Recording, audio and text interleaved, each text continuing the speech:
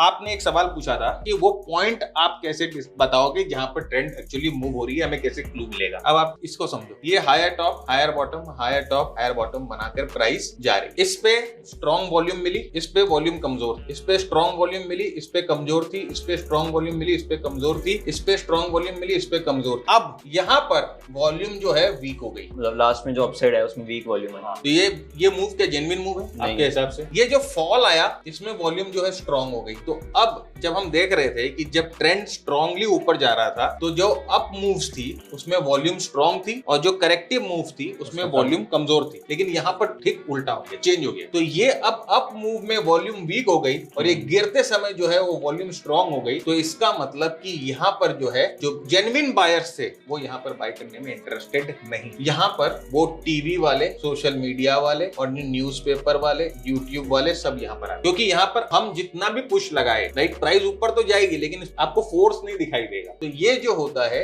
एक तरह से इंडिकेशन होता है कि अब ये जो बाइंग है वो ड्राई आउट हो रही है। और फिर जब यहाँ पर ये सब घुस जाते हैं ना, तो ये जो यहाँ पर जो रिसर्च करके बैठा है, यहाँ पर जो रिसर्च करके बैठा है, यहाँ पर जो रिसर्च करके बैठा है, वो यहाँ निकलेगा। तो ये जो सेलिंग वाली जो वॉल्यूम बनती है वो ये निकालता है। तो यहाँ पर ये एक तरह से ट्रांजिशन होता है ट्रेंड।